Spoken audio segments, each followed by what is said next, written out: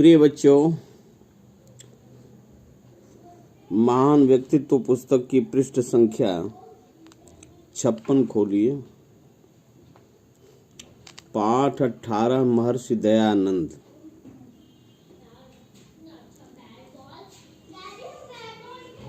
मेरे साथ शुद्ध उच्चारण करते हुए पढ़िए। शिवरात्रि का महापर्व था। गांव की सीमा पर स्थित शिवालय में आज भक्तों की बहुत भीड़ थी।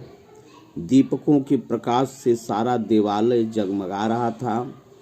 भक्तों की मंडली भाव विभोर होकर भजन कीर्तन में निमग्न थी। लोगों का विश्वास था कि आज दिन भर निराहार रहकर रात्रि जागरण करने से विशेष पुण्य प्राप्त होता है। कुछ समय तक भजन कीर्तन का क्रम चलता रहा, परंतु जैसे जैसे रात्रि बीतने लगी, लोगों का उत्साह ठंडा पड़ने लगा। कुछ उठकर अपने घरों को चले गए। जो रह गए वे भी अपने आप को संभाल न सके। आधी रात होते होते वहीं सो गए। ढोल मजीरे शांत हो गए। निस्तब्ध सन्नाटे में एक बालक अभी भी जाग रहा था। उसकी आंखों में नींद कहाँ। अपलक दृष्टि से वह अब भी शिव प्रतिमा को निहार रहा था। तभी उसकी दृष्टि एक चूहे पर पड़ी, जो बड़ी सतर्कता पूर्वक इधर उधर देखते हुए शिवलिंग की ओर बढ़ रहा था। शिवलिंग के पास पहुंचकर पहले तो वह उस पर चढ़ाई गई भोग की वस्तुओं को खाता रहा। फिर सहसा मूर्ति के ऊपर चढ़कर आनंद पूर्वक घूमने लगा, जैसे हिमालय की चोटी पर पहुंच जाने का गौरव प्राप्त हो गया। पहले तो बालक का मन हुआ कि वह चूहे को डराकर दूर भगा दे, परंतु दूसरे क्षण उनके अंतर्मन को एक झटका सा लगा। श्रद्धा और विश्वास के सारे तार झंझना कर जैसे एक साथ टूट गए। इस विचार ने बालक के जीवन का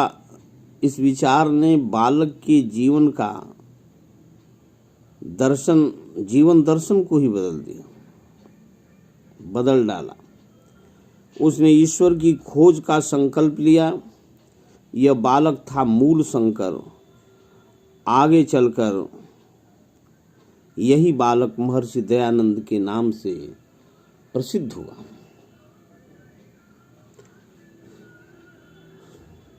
महर्षि दयानंद का जन्म 1824 ईस्वी में गुजरात के टंकारा गांव में हुआ था। देहांत 1883 ईस्वी में हुआ था। मूल शंकर के पिता का नाम करसन जी त्रिवेदी और माता का नाम शोभाबाई था। उनके पिता की इच्छा थी कि उनका पुत्र पढ़ लिखकर सद्गृहस्थ बने और जमींदारी तथा लेन देन में उनकी मदद करे, परंतु मूल शंकर का मन अध्ययन और एकांत चिंतन में लगता था। मूल शंकर की प्रारंभिक शिक्षा संस्कृत में हुई। कुशाग्र बुद्धि तथा विलक्षण स्मरण शक्ति के कारण थोड़े ही दिनों में उन्हें संस्कृत के बहुत से स्तोत्र, मंत्र और श्लोक याद हो गए। जब वे 16 वर्ष के थे, तभी उनके जीवन में 2 ऐसी घटनाएं घटी जिसने मूल शंकर के मन में वैराग्य भावना को दृढ़ बना दिया। उनकी छोटी बहन की हैजा से मृत्यु हो गई। मूल शंकर ढबढबाई आंखों से अपनी प्यारी बहन को मृत्यु के मुख में जाते असहाय देखते रहे। उन्हें लगा कि जीवन कितना निरुपाय है, संसार कितना मिथ्या का अर्थ झूठ। 3 वर्ष पश्चात सन 1843 ईस्वी में मूल शंकर की चाचा की मृत्यु हो गई। मूल शंकर को चाचा के अपार स्नेह था, परंतु मृत्यु ने आज उनके इस स्नेह बंधन को भी तोड़ दिया।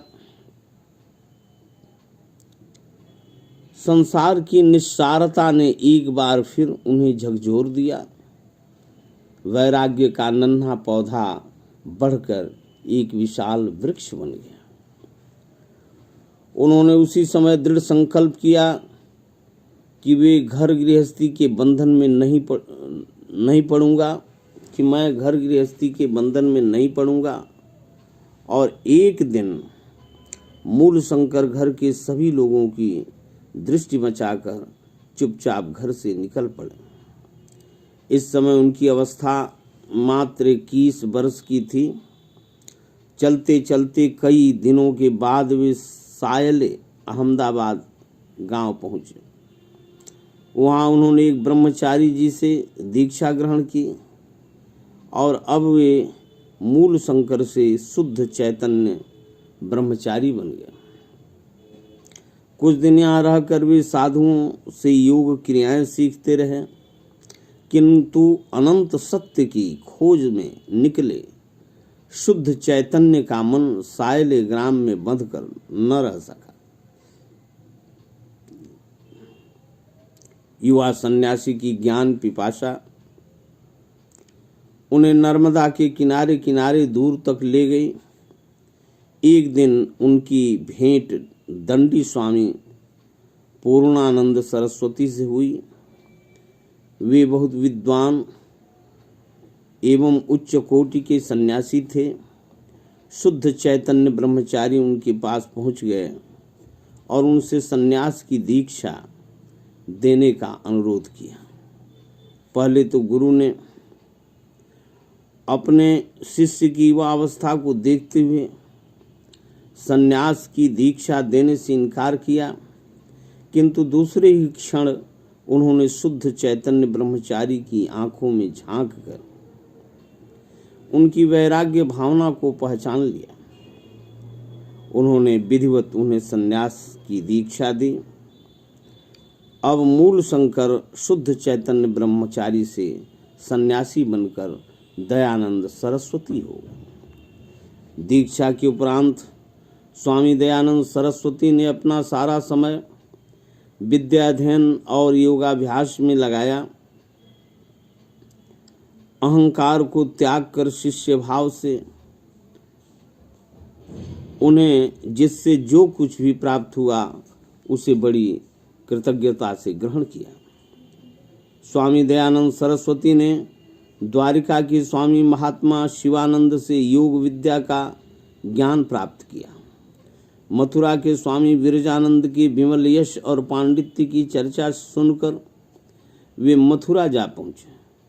स्वामी विरजानंद के चरणों में बैठकर दयानंद ने अष्टाध्यायी महाभाष्य, वेदांत सूत्र आदि अनेक ग्रंथों का अध्ययन किया। जब वे पढ़ने बैठते तो तर्क युक्त प्रश्नों की झड़ी लगा देते थे। उनकी लगन और निष्ठा से प्रभावित होकर गुरु विरजानंद ने कहा, दयानंद, आज तक मैंने सैकड़ों विद्यार्थियों को पढ़ाया, पर जैसा आनंद और जो उत्साह मुझे तुम्हें पढ़ाने में मिलता है वो कभी नहीं मिला। तुम्हारी तर्क शक्ति अप्रतिम और स्मरण शक्ति अलौकिक है। तुम्हारी योग्यता, तुम्हारी प्रतिभा का लाभ देश के जन को मिले, यही मेरी आकांक्षा और शुभकामना।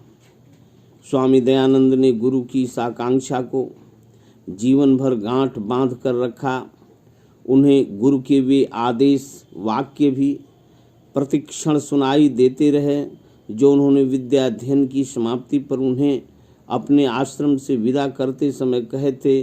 उनका आदेश था, वत्स दयानंद, संसार से भागकर जंगलों में जाकर एकांत साधना करने में संन्यास की पूर्णता नहीं है।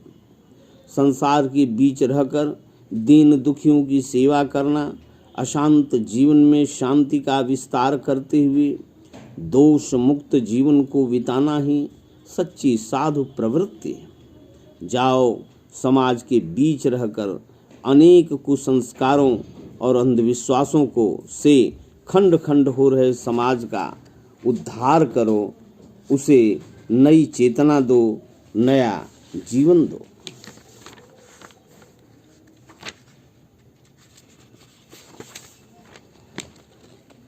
स्वामी दयानंद ने आडंबरों का जीवन भर विरोध किया।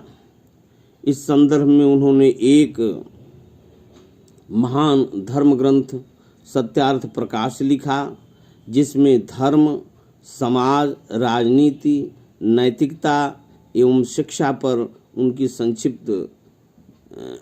संक्षिप्त विचार दिए गए हैं।